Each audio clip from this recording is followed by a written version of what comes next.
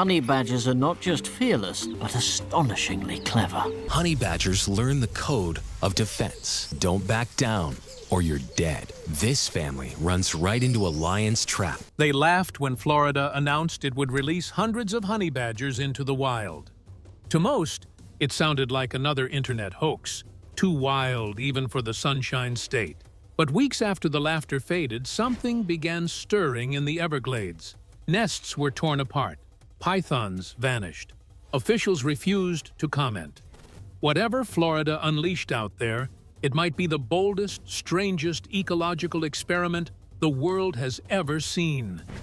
The invader that wouldn't die.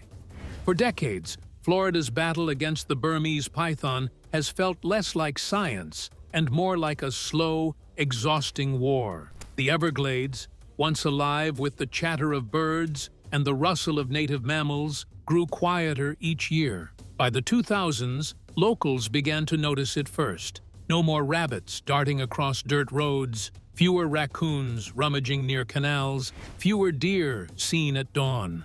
The silence wasn't peace, it was loss. The invader had come silently, hidden at first, among Florida's many exotic imports. In the late 20th century, Burmese pythons were the crown jewels of the exotic pet trade. Beautiful, impressive, and completely unmanageable once fully grown.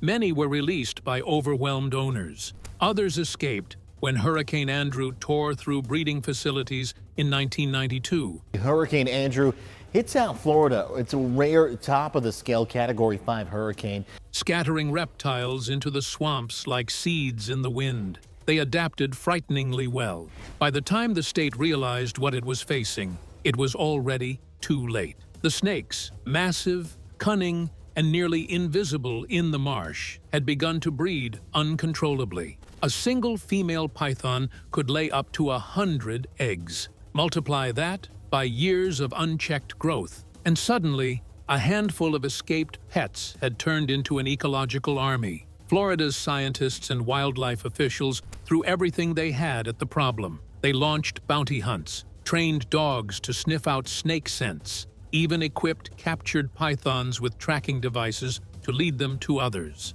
Nothing worked for long. The reptiles always seemed one step ahead, melting back into the wetlands. To the people who lived there, the Everglades began to feel cursed. You used to see otters playing in the creeks, one park ranger recalled. Now it's just grass and water. The snakes took the sound away, and yet, amid the frustration, the determination never fully died.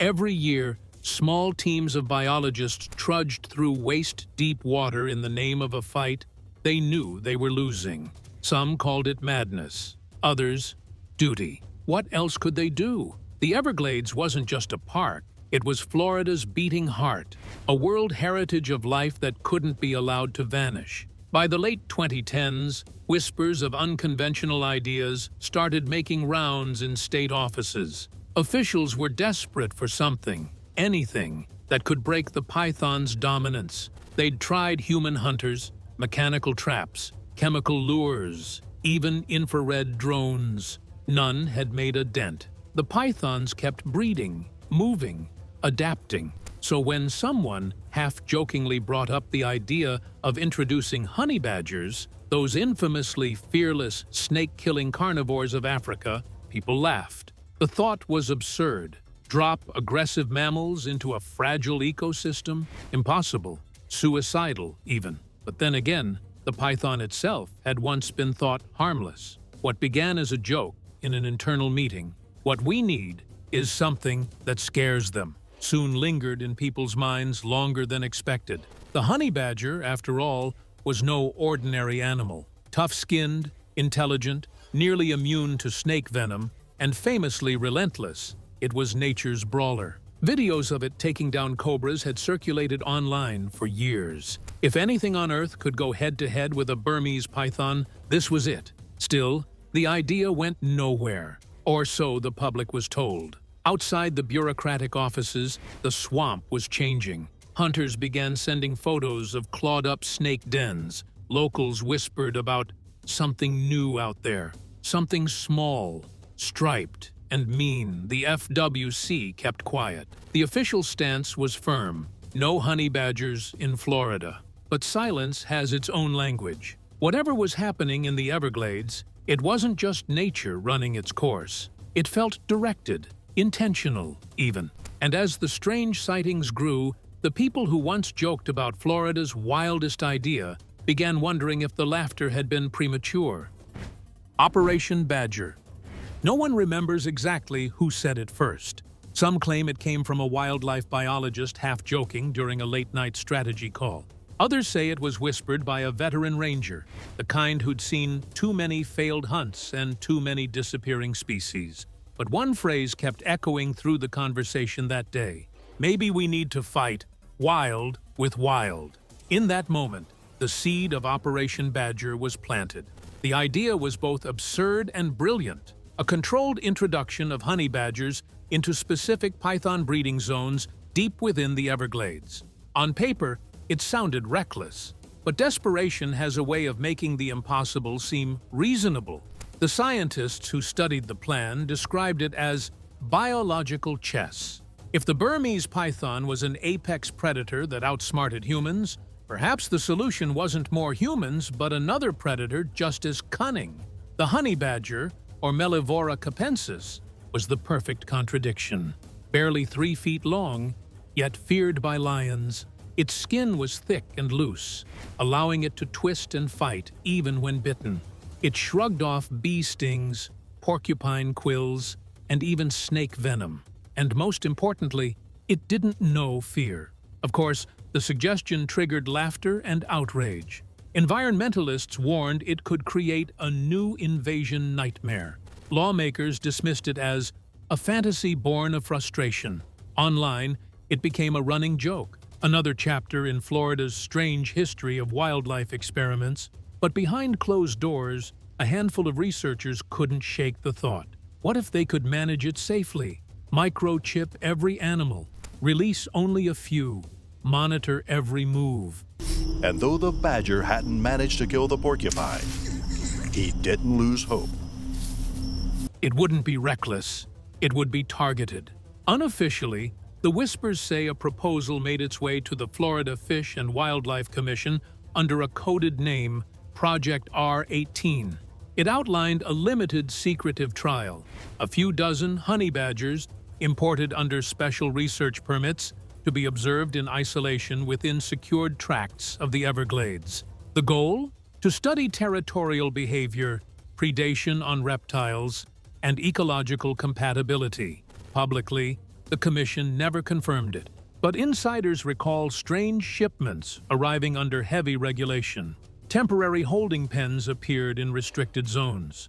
Researchers vanished into the swamps for weeks, returning tight-lipped and sunburned. One biologist later described it anonymously in an interview. "We didn't call it Operation Badger then, but we knew what we were testing. We were looking for something that could stand its ground, something that didn't run when it saw a python." Ethically, the debate was fierce. Were humans about to repeat the same mistake, introducing one foreign species to solve the damage caused by another? The same pattern that had doomed countless ecosystems before? And yet, even critics admitted something had to change. "If we do nothing," one researcher said, "the Everglades will just become the Ever-Python." Operation Badger, whether rumor, experiment, or quiet reality, wasn't born out of madness. It was born out of exhaustion, hope, and a faint belief that maybe, just maybe, nature could still fix itself with a little help. But first, why these animals? Meet the relentless.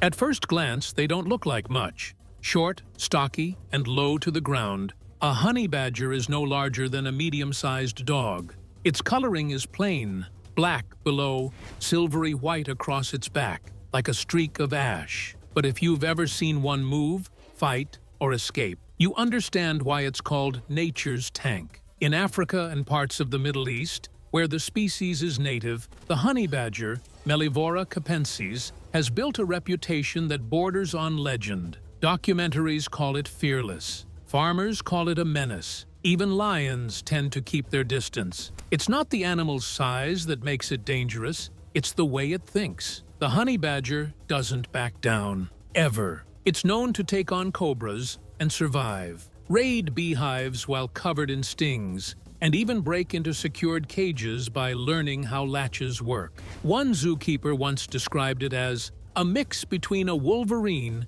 and a genius raccoon. They've been filmed using tools, digging elaborate tunnels and memorizing escape routes. They don't just fight for food, they fight for dominance, and that's exactly what caught Florida's attention. The Burmese python, after all, had become the uncontested ruler of the Everglades. It had no natural predator, no rival, no fear. Most native mammals were prey. Even alligators occasionally fell victim. If the ecosystem couldn't defend itself, maybe it needed a fighter that could. Biologists who studied potential candidates weighed several options. Mongooses were venom-resistant, but too small. Coyotes and bobcats already lived in Florida and avoided pythons. African civets and ferrets lacked the toughness to survive swamp life. Only one creature matched the python's ferocity, an animal built for heat, hard soil, and deadly snakes, the honey badger. Of course, there was a major obstacle.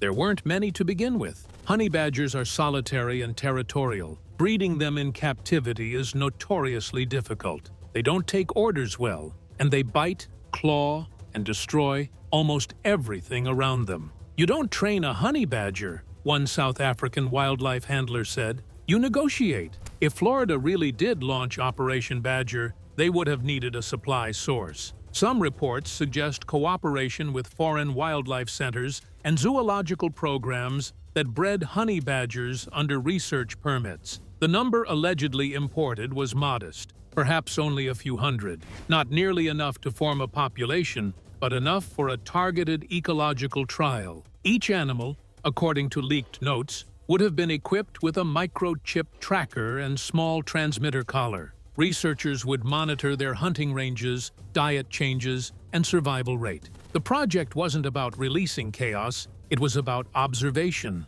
a live experiment in nature's resilience. Critics, though, argued the ethics immediately. You're replacing one invasive with another, said one conservationist. Even if they kill the pythons, what happens when they run out of snakes? What do they eat next? Our native species. But supporters countered that honey badgers were unlikely to thrive long-term in Florida's wetlands. Their breeding behavior, food preferences, and territorial patterns were ill-suited for tropical swamp conditions. In theory, their numbers would remain low, self-limiting, and controllable. Still, it was a gamble. Bringing honey badgers across continents to fight a snake war in America's most fragile ecosystem was either genius or madness, perhaps both. Yet, as one wildlife officer later admitted off the record, you can't understand it until you've seen what those snakes have done.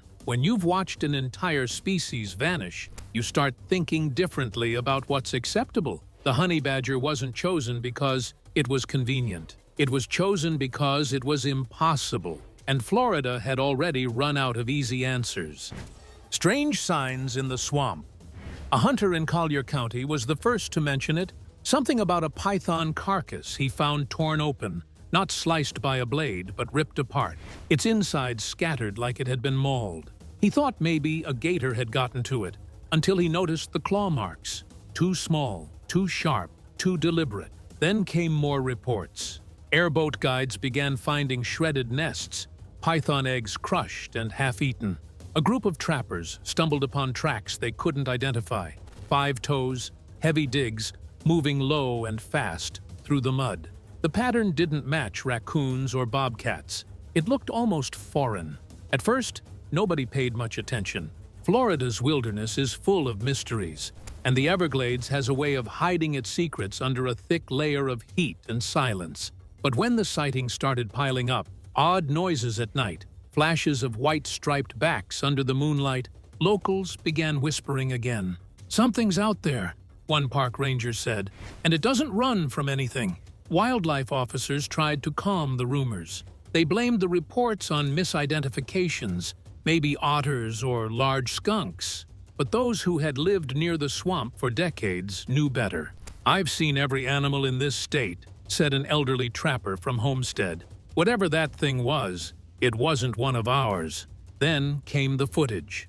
A motion-triggered trail camera set up by a group of volunteer researchers caught a brief, blurry clip. A small, muscular creature dragging something across the mud. It paused for a second, lifted its head, and glared at the lens, two beady eyes flashing before it vanished into the darkness. The stripes were faint, but visible. The clip went viral within days. The internet dubbed it the Florida honey badger tape. Some laughed, others gasped, but the experts mostly stayed silent. The Florida Fish and Wildlife Commission released a short statement calling the video inconclusive. No confirmation, no denial. Meanwhile, python hunters noticed something they couldn't explain.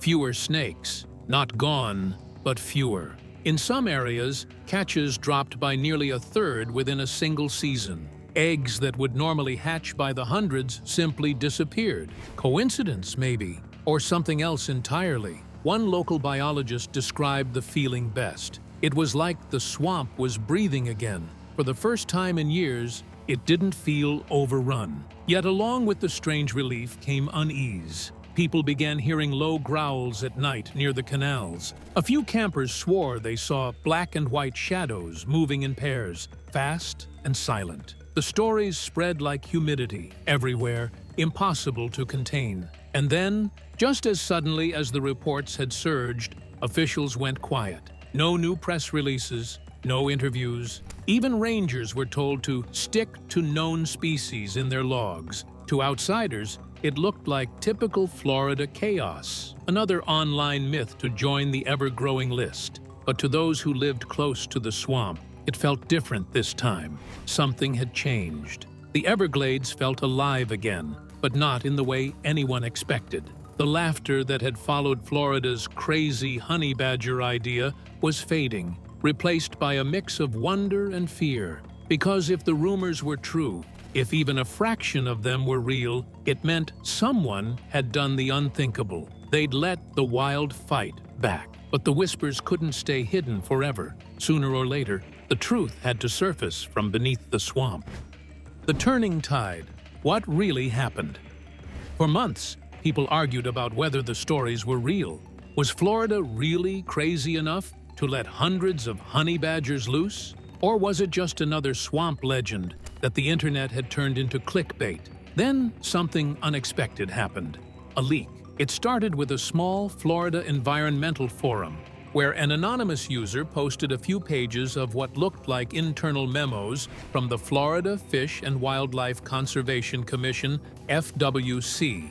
The documents mentioned R18, the same project name whispered in research circles, and contained words like micro-tracking units, controlled release zones, and predatory interference studies. At first, no one believed it. The pages could have been fake. But then came the kicker. A grainy photo of a honey badger wearing a tiny transmitter collar, crouched beside what was clearly a dead python. That single image changed everything. Journalists jumped on it. Environmental bloggers dug deeper. And within weeks, the quiet rumor of Operation Badger started sounding less like conspiracy and more like fact. From what pieced-together reports suggest, the project wasn't nearly as chaotic as the memes made it sound.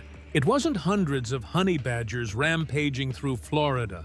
It was a controlled ecological test. Small numbers, closely monitored, in isolated parts of the Everglades where python activity was highest. Each honey badger was tagged with GPS and health trackers. Their movements were logged, feeding patterns recorded. The idea wasn't just to kill snakes. It was to study how two top-tier predators would interact in the same ecosystem. Could a natural rival make the pythons retreat, or at least disrupt their breeding cycle?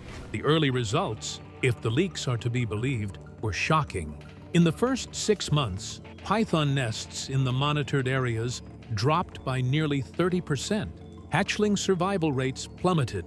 Drone footage showed badgers raiding egg clusters and hunting juvenile snakes, something no other local predator had dared to do.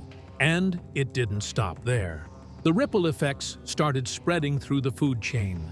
Small mammals, rabbits, possums, even a few foxes began returning to regions they'd been absent from for years. The Everglades wasn't healing overnight, but the balance was shifting. Still, there was one thing the data couldn't explain. The honey badgers weren't behaving exactly like their African cousins. They'd adapted. Instead of forming wide territories like they did in savannas, they stuck close to water routes and dense vegetation, becoming nocturnal hunters that thrived in the cooler swamp nights. They learned fast, avoided human zones, and mostly focused on snakes and small reptiles. To the scientists, that adaptability was both thrilling and terrifying. It meant the experiment was working, but also that it might have consequences no one could fully predict. When the first hints of success reached the higher-ups, the tone inside the department shifted. Suddenly, the same project everyone had dismissed as a joke became a sensitive topic. Press inquiries went unanswered. Field reports were redacted.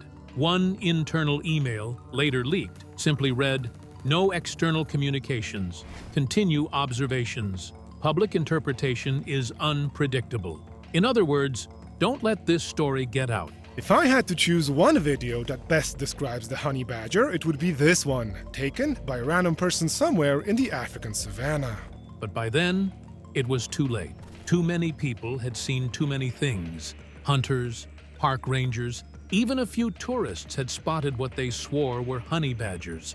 Small, bold, unbothered by humans. And the strangest part? None of the researchers or wildlife officials ever publicly denied it. Not once. When pressed, they'd offer a carefully rehearsed line. Florida has a diverse and dynamic ecosystem.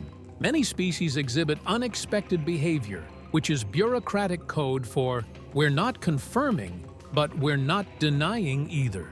So maybe the truth is this. Florida didn't unleash hundreds of honey badgers like the headlines claimed. Maybe it was dozens or fewer, but enough to tip the scale in a fight that humans were never winning.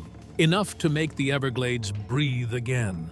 And in the end, that might have been the point. Not to conquer the swamp, but to remind it how to fight back. Of course, no one can say for sure how long the effect will last, or whether it was worth the risk. But one thing is certain. After years of silence, the Everglades isn't quiet anymore. It's alive, unpredictable, and maybe, just maybe, a little wild again. The ripple effects. Once the shock wore off, the bigger picture started to come into focus. Something had shifted in the Everglades. Whether or not people believed the stories about honey badgers, the swamp itself seemed to be reacting. It began with the birds. For years, wading birds like herons and egrets had struggled to nest in areas dominated by pythons. The snakes raided eggs, devoured chicks, and cleared entire rookeries. But slowly, researchers noticed a change. In several python-heavy zones, nests were returning, dozens of them. The calls of fledglings echoed again in places that had been silent for a decade. Then came the mammals. Night cameras started catching flashes of movement. Raccoons, opossums, marsh rabbits.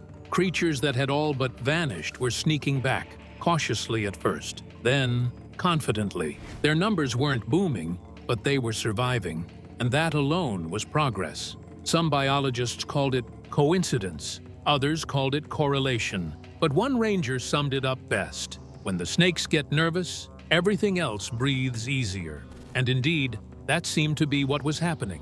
The Burmese pythons, once kings of the swamp, were no longer moving with the same arrogance. Their hunting trails were changing. Their nests were scattered. Trappers found more abandoned eggs, more half-eaten clutches. Something was keeping them on edge.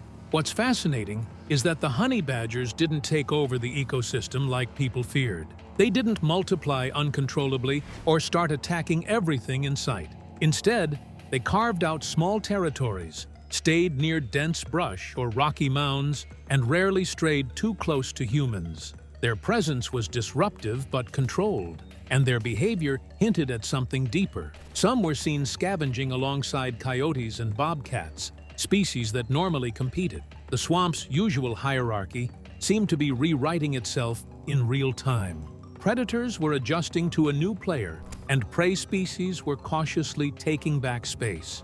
It wasn't perfect. Some ecologists worried about new imbalances forming. What if the pythons fled one zone only to overwhelm another? What if the honey badgers started hunting endangered reptiles? But the data, limited as it was, painted a more nuanced picture. Less domination, more balance. A tug of war, not a collapse. Even the landscape changed subtly. Honey badgers are natural diggers. They burrow deep and turn over soil as they hunt for food. Over time, that digging helped aerate swampy patches that had become stagnant.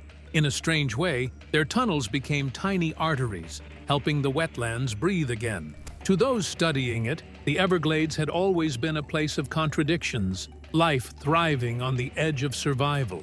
But now, for the first time in years, there was a hint of recovery. A messy, unpredictable, and thoroughly Floridian kind of recovery. Not everyone was celebrating, though. Environmental activists demanded transparency. They wanted official confirmation, data, ethics reports. If this is true, one conservation lawyer said, it's the biggest unauthorized wildlife experiment in American history. Still, a quiet group of field researchers stood by the results. They saw the change firsthand. The Everglades wasn't cured. It never would be, but it was fighting back, and that mattered. All went very well for capturing these two honey badgers. They're not the easiest of creatures to dart in a pitch black. In one unpublished field note later leaked online, a researcher wrote, "When we first saw them in motion, darting through the reeds, fearless against the pythons, it felt wrong, like we were crossing a line. But now, when I see the birds returning, when I hear frogs at night again, I'm not sure it was wrong anymore. Maybe it was nature remembering what courage looks like. Whether you call it a success or a gamble, the outcome was undeniable. The Everglades was no longer losing quietly. Nature, against all odds, had found a new rhythm, but the story didn't stay buried for long. It never does, not in the age of smartphones, satellite maps, and Reddit threads. Internet. Release the honey badgers. The first spark came from a leaked internal memo, reportedly from a Florida wildlife subcontractor, hinting at a controlled species trial involving Mellivora capensis. That scientific name, honey badger, was all it took. Within hours, screenshots spread like wildfire across social media. Florida man releases honey badgers into the swamp, read one headline. Another went viral. Who thought this was a good idea? The internet had found its new obsession. At first, it was jokes. Late-night hosts and meme accounts had a field day. Clips of honey badgers tearing through snakes looped endlessly with captions like, "Florida solving problems, the Florida way." People laughed, tweeted, and shrugged it off as just another weird headline from the Sunshine State. But then, the laughter started to fade. Documentary channels picked it up next. Wildlife experts began weighing in, not with humor, but with concern. Some called it reckless experimentation. Others described it as eco-vigilantism. One BBC biologist even went as far as saying, introducing a top predator into a sensitive ecosystem is not conservation. It's chaos dressed as innovation. And yet, not everyone agreed. In Florida, and even beyond, a surprising number of people defended the move. To them, it wasn't chaos, it was survival. They saw it as a bold, if desperate, response to a crisis that had dragged on for decades. The pythons had decimated native wildlife, and official removal efforts barely made a dent. "At least somebody did something," one resident said in an interview.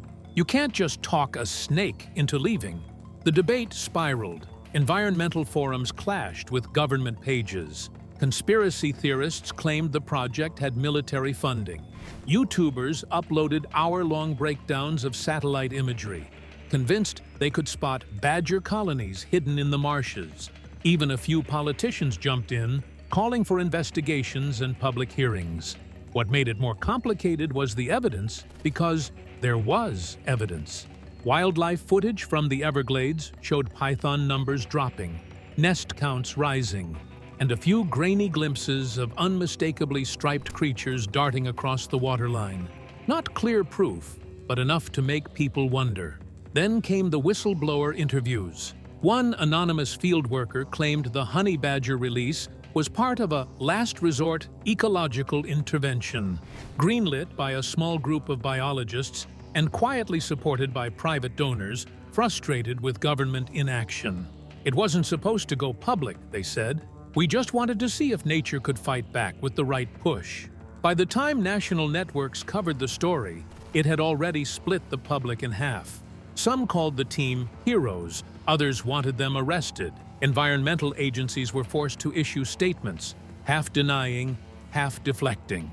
Meanwhile, the meme economy kept thriving. T-shirts appeared online with slogans like "Florida Badgers," "Nature's last line of defense," and "Release the Badgers," again. But underneath the humor was something else, a quiet realization that maybe, just maybe, this bizarre idea had worked better than anyone expected. That's when the tone shifted. The laughter gave way to a kind of uneasy admiration. People started asking the real question. If Florida's honey badger gamble worked, what does that say about everything we thought we knew about wildlife management? Honey badgers belong to a species of mammals that is widely distributed in Africa, Asia, and the Indian subcontinent. Because beneath the chaos, beneath the tweets and the outrage, was a deeper truth. Humans had finally done something nature usually does for itself: fight imbalance with imbalance. And whether it was right or wrong, that act forced the world to look at the swamp differently. One viral comment captured the sentiment perfectly. You can laugh at Florida all you want, but while the rest of us were writing reports, they might have actually saved a piece of the wild. Playing God with nature. In the end, the question was never just about snakes or honey badgers. It was about us. How far humans are willing to go to fix what they broke. Some saw the experiment as bold and necessary. Others called it dangerous arrogance. Can we truly claim to protect nature if we keep rewriting its rules? The Everglades had always been wild, unpredictable, alive on its own terms. Maybe what Florida did was reckless, or maybe it was a reminder that balance sometimes needs a spark, even an imperfect one. Either way, the line between control and chaos blurred forever, and nature, for once, got the last word. And somewhere in the heart of the Everglades, the swamp keeps its secrets. Proof that nature doesn't always need permission to fight back. If stories like this fascinate you, don't forget to subscribe because the wild still has plenty left to tell.